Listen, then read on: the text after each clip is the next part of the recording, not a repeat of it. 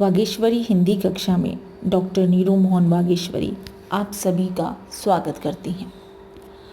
आज हम अध्ययन करेंगे पद परिचय से संज्ञा पद की। पिछली कक्षा में हमने पद परिचय से संबंधित पद, शब्द और पदबंध की बात की थी और आज हम चर्चा करेंगे संज्ञा पद की। संज्ञा से आप भली भांति परिचित हैं कि संज्ञा किसी भी प्राणी, व्यक्ति, वस्तु, भाव, स्थान का नाम संज्ञा कहलाते हैं। और इसके अंतर्गत हम 3 प्रकार की संज्ञाओं की बात करते हैं: व्यक्तिवाचक संज्ञा, जातिवाचक संज्ञा और भाववाचक संज्ञा। और जातिवाचक संज्ञा के अंतर्गत समूहवाचक और द्रव्यवाचक संज्ञा भी सम्मिलित हैं। तो व्यक्तिवाचक संज्ञा किसी विशेष ग्रंथ, व्यक्ति, स्थान, वस्तु या प्राणी के नाम को व्यक्तिवाचक संज्ञा कहते हैं। जातिवाचक संज्ञा किसी प्राणी, पदार्थ या समुदाय की पूरी जाति का बोध कराने वाले शब्द जातिवाचक संज्ञा के अंतर्गत आते हैं। और इसी में हम समूहवाचक संज्ञा और द्रव्यवाचक संज्ञा की बात करते हैं। समूहवाचक संज्ञा में जैसे मनुष्य, नर, नारी, पशु, नदी, लड़का, घर, शहर इत्यादि जो शब्द आएंगे इसके अंतर्गत समूहवाचक संज्ञा के अंतर्गत आएंगे। द्रव्यवाचक संज्ञा में हम सोना, चांदी, लोहा इस चीज़ की बात करते हैं। भाववाचक संज्ञा किसी व्यक्ति या वस्तु के गुण, दोष, धर्म, स्वभाव, अवस्था, भाव इन सब का बोध कराने वाले जो शब्द होते हैं वह भाववाचक संज्ञा के अंतर्गत आते हैं। जैसे लंबाई, चौड़ाई, सुंदरता, ऊंचाई, गहराई, बचपन, बुढ़ापा, भूख, प्यास, मित्रता, शत्रुता, भय, प्रेम, योग्यता, लड़कपन, घृणा, बुराई, ये सभी जो इस प्रकार के शब्द भाववाचक संज्ञा के अंतर्गत आते हैं। अब संज्ञा पद का जब हम परिचय देते हैं तो हमें कुछ बातें ध्यान में रखनी होती हैं। और संज्ञा पद का परिचय देते समय ये बातें ध्यान में रखना इसलिए भी आवश्यक है क्योंकि हम सही पद की पहचान कर सकें। उसके प्रकार जो हो रहा है उससे ही रिलेटेड हम उसके वर्ग की पहचान कर सकें या वो किस वर्ग से है इसकी पहचान कर सकें, वो वाक्य में क्या प्रकार कर रहा है इसकी हम पहचान कर सकें। तो हमें कुछ मुख्य बातें ध्यान में रखनी है। पहली बात क्या ध्यान में रखनी है, ये आपको ये ध्यान रखना है कि वाक्य में जो प्रयुक्त संज्ञा पद है यदि वही प्रकार कर रहा है जो उसके वर्ग में आने वाले जो अन्य संज्ञा शब्द है वो वही कार्य कर रहे हैं जो संज्ञा पद कार्य कर रहा है, तो उसका नाम तय करने में आपको बिल्कुल भी कठिनाई नहीं होगी। जैसे सोना एक द्रव्यवाचक संज्ञा शब्द है। तो अगर मैं कहूँ सोना बहुत महंगा हो गया है तो यहाँ पे जो सोना है वो द्रव्यवाचक संज्ञा पद है, क्योंकि यहाँ सोना जो है द्रव्यवाचक संज्ञा पद के अंतर्गत आ रहा है। तो वह जो जिस वर्ग का है यह शब्द, यह वाक्य में भी उसी वर्ग का प्रकार्य कर रहा है, वही प्रकार्य कर रहा है जिस वर्ग का ये शब्द है। और अगर मैं कहूँ मैंने सोने की अंगूठी बनवाई है, तो देखिए इस वाक्य में जो सोना है, सोने की अंगूठी जो बनवाई है मैंने सोने की बनवाई है, सोना जो है वो विशेषण का कार्य कर रहा है।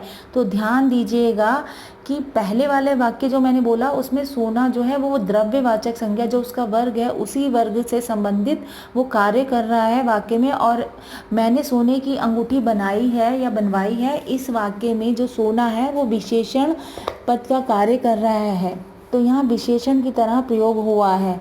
तो यह चीज़ आपको ध्यान रखनी है कि जो है संज्ञा पद जो है वो कभी कभी विशेषण पद का भी कार्य करते हैं। और जो वह प्रकार जो कार्य उनका दर्शाया जाता है वाक्य में, तो उसी से संबंधित वह पद कहलाया जाता है। अगर वह पद विशेषण का प्रकार्य कर रहा है तो वो पद विशेषण कहलाएगा। अगर वह पद संज्ञा का कार्य कर रहा है तो वह पद जो वाक्य में प्रयोग हुआ है वो संज्ञा पद ही कहलाएगा। तो वाक्य में प्रयोग होने पर इनका प्रकार्य बदल जाता है। जो कार्य ये करते हैं, जो प्रकार इनका वाक्य में प्रयुक्त हुआ है, उसी के आधार पर इनका नाम रख दिया जाता है, इनका नाम बदल जाता है।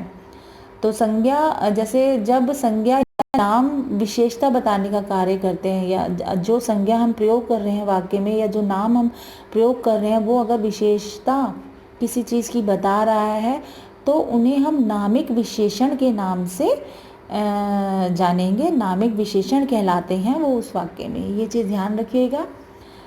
एक और बात आपको ध्यान रखनी है कि कुछ शब्द ऐसे होते हैं जो व्यक्तिवाचक संज्ञा की श्रेणी में आते हैं, मगर कभी कभी वह जो है वाक्य में उनका प्रकार जो है वो बदल जाता है, वो जातिवाचक संज्ञा के रूप में वो वहाँ प्रयोग किए जाते हैं। जैसे अगर मैं विभीषण है, जयचंद है, सूरदास है, इनकी अगर मैं बात करती हूँ तो ये व्यक्तिवाचक संज्ञा पद हैं, मगर अगर किसी वाक्य में ये प्रकार्य कर रहे हैं जातिवाचक संज्ञा पद का, तो उस वाक्य में ये जातिवाचक संज्ञा पद ही कहलाएंगे। जैसे उस बेचारे सूरदास को कुछ पैसे दे दो, इस वाक्य में जो सूरदास जो पद है वो जातिवाचक संज्ञा का प्रकार्य कर रहा है, संज्ञा पद का प्रकार्य कर रहा है।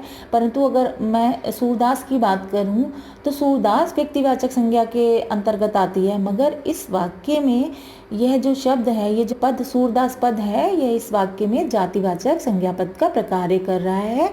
तो इस वाक्य में सूरदास शब्द अंधे लोगों के लिए प्रयुक्त हुआ है, ना कि किसी व्यक्ति विशेष मतलब सूरदास के लिए प्रयुक्त हुआ है। तो यहाँ जातिवाचक संज्ञा के प्रकार्य के कारण इस वाक्य में सूरदास जातिवाचक संज्ञा पद है, क्योंकि वह जो काम कर रहा है, जो पद सूरदास पद, वो जातिवाचक संज्ञा का प्रकार्य कर रहा है, तो इसलिए ये जातिवाचक संज्ञा पद कहलाएगा।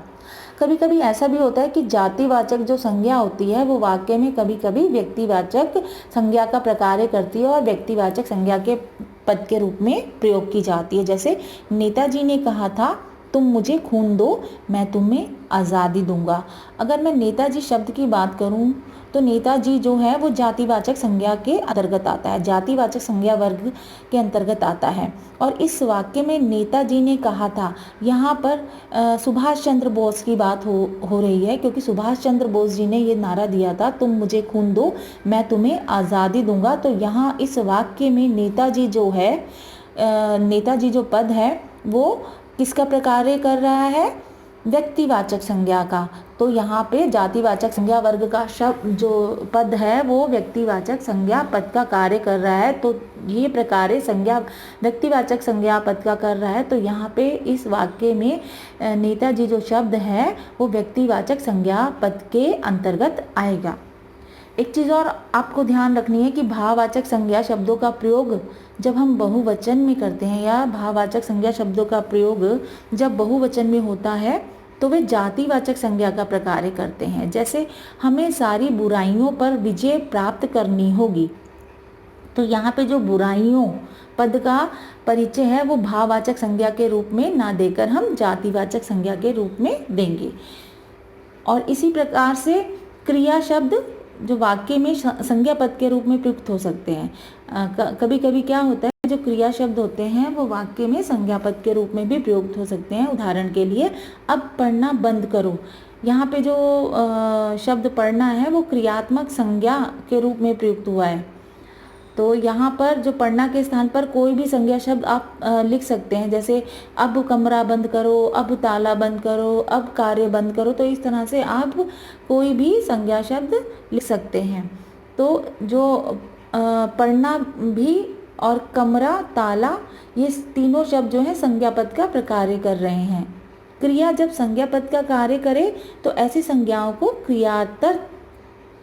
क्रियार्थक संज्ञा कहा जाता है। क्या कहा जाता है? क्रियार्थक संज्ञा कहा जाता है। अतः पद परिचय करते समय उस पद का प्रकार्य देखिएगा, ना कि उस पद का जो नाम है जिससे वह तय होता है, जिसके अंतर्गत वो आता है, वो नहीं। जो उस पद में, उस वाक्य में कार्य कर रहा है, प्रकार्य कर रहा है, वही उसका नाम होगा। अगर वह उस वाक्य में संज्ञा पद का प्रकार्य कर रहा है तो वो संज्ञा पद है। अगर विशेषण पद का प्रकार्य कर रहा है तो वो विशेषण पद है। अगर व्यक्तिवाचक संज्ञा जातिवाचक संज्ञा का प्रकार्य कर रहा है तो वो जातिवाचक संज्ञा के अंतर्गत आएगा। ये चीज़ का आपको विशेष ध्यान रखना है। इसके बाद हम बात करते हैं कि संज्ञा की जो व्याकरणिक कोटियाँ होती हैं वो क्या होती हैं, उनका कैसे परिचय हम दें।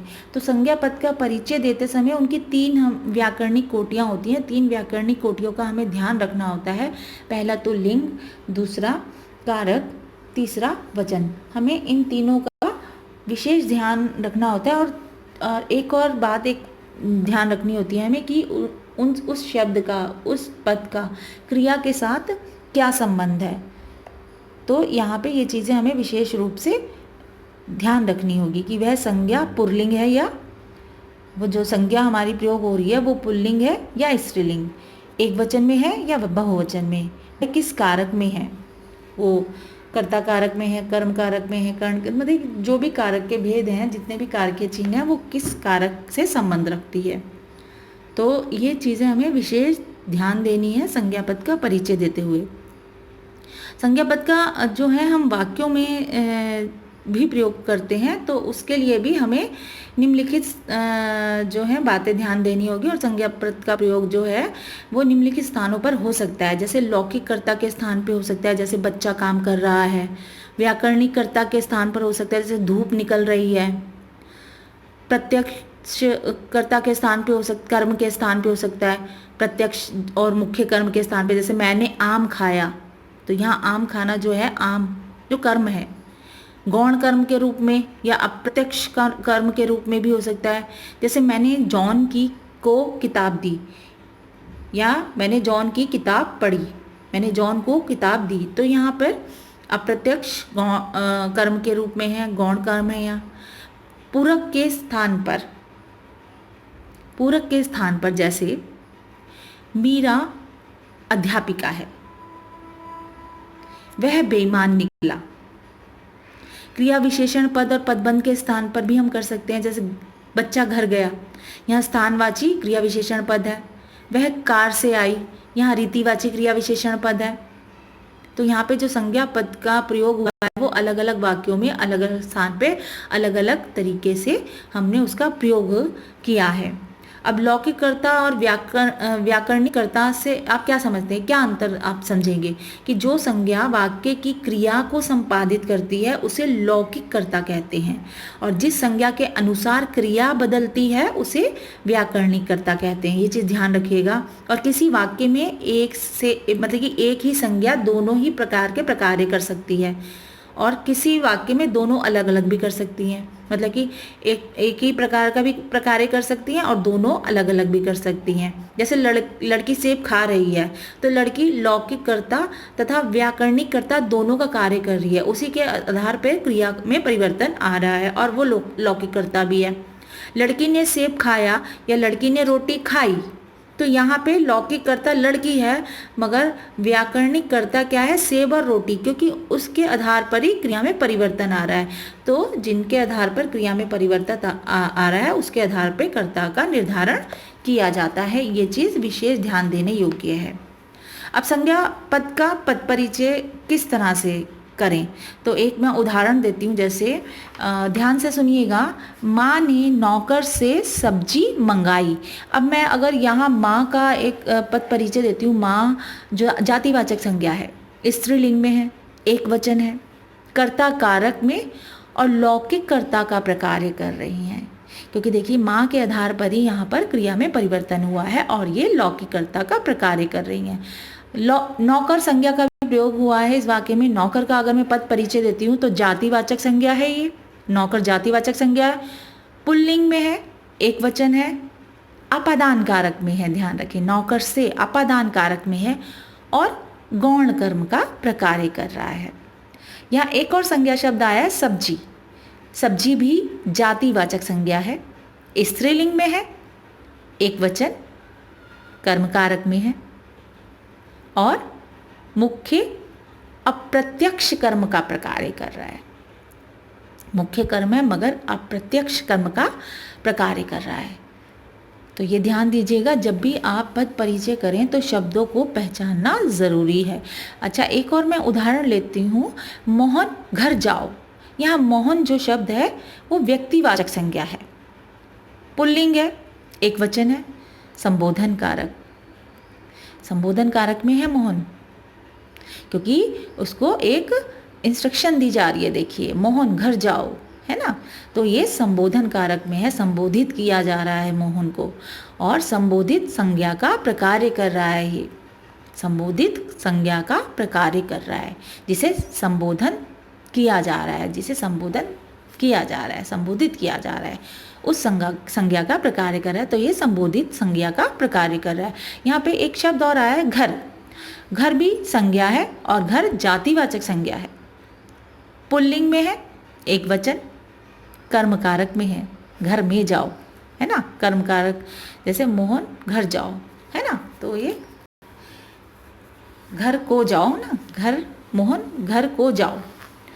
तो मोहन के लिए संबोधन का इस्तेमाल किया गया है और घर जाने के लिए उसे कहा गया है, तो ये कर्म कारक में है। स्थानवाची क्रिया विशेषण का प्रकार्य ये कर रहा है, घर जाओ। यहाँ स्थानवाची क्रिया विशेषण का कार्य है, ध्यान दीजिएगा। एक और उदाहरण लेती हूँ, उसकी बेईमानी पकड़ी गई। अब देखिए, यहाँ बेईमानी जो शब्द है ये भाववाचक संज्ञा है। बेईमान से बना है बेईमानी, तो ये भाववाचक संज्ञा है, स्त्रीलिंग है, एक वचन, उसकी पद के साथ संबंध कारक में, उसकी पद के साथ संबंध कारक में है ये, ध्यान दीजिएगा। उसकी बेईमानी पकड़ी गई, संबंध कारक बता रहा है, उसकी के साथ, काके की संबंध कारक बताता है ना, उसका चिन्ह आपको पता होना चाहिए। और प्रत्यक्ष कर्म का प्रकार्य कर रहा है। कौन से कर्म का? प्रत्यक्ष कर्म का प्रकार्य कर रहा है। एक और बेईमानी से मैं लेती हूँ, जैसे बुराइयों से दूर रहो, एक उदाहरण है, बुराइयों से दूर रहो। तो बुराइयों जातिवाचक संज्ञा है, अभी मैंने आपको बताया था पाठ पढ़ाते समय कि बुराइयों जातिवाचक संज्ञा, स्त्रीलिंग, बहुवचन, अपादान कारक में है ये। बुराइयों से दूर रहो, ये अपादान कारक में है। और जब मैंने आपको कारक समझाए थे तो ये चीज़ मैंने समझाई थी। तो बुराइयों से दूर रहो, यहाँ अपादान कारक में बुराइयाँ जो शब्द है अपादान कारक में है, ये ध्यान दीजिएगा। तो पद परिचय करते समय आपको बहुत सी मुख्य बातों का ध्यान रखना है, जिसकी आज हमने चर्चा की। संज्ञा के विषय में जानकारी प्राप्त की, संज्ञा के भेदों के विषय में जानकारी प्राप्त की। संज्ञा जब हम संज्ञा पद की जब हम परिचय देते हैं, संज्ञा पद का परिचय देते हैं, तो उसमें हम किन व्याकरणिक कोटियों का परिचय देते हैं वो मैंने बताया। लिंग का, वचन का, कारक का, इन 3 कोटियों का हम संज्ञा पद में परिचय देते हैं। इन 3 कोटियों का तो देना ही है मुख्य रूप से आपने, और जो प्रकार्य क्रिया के साथ उसका होता है वो आपने उसका बताना है। तो ये चीज़, ये सभी बातें आपको पद परिचय, संज्ञा पद का परिचय करते समय करनी है, ये सारी बातें ध्यान रखनी है। आज का पाठ यहीं तक। अगली कक्षा में हम पढ़ेंगे सर्वनाम पद के विषय में, और आज का पाठ हम यहीं समाप्त करते हैं। धन्यवाद। वागीश्वरी हिंदी कक्षा में डॉक्टर नीरू मोहन वागीश्वरी आप सभी का स्वागत करती हैं। आज हम अध्ययन करेंगे पद परिचय से संज्ञा पद की। पिछली कक्षा में हमने पद परिचय से संबंधित पद, शब्द और पदबंध की बात की थी, और आज हम चर्चा करेंगे संज्ञा पद की।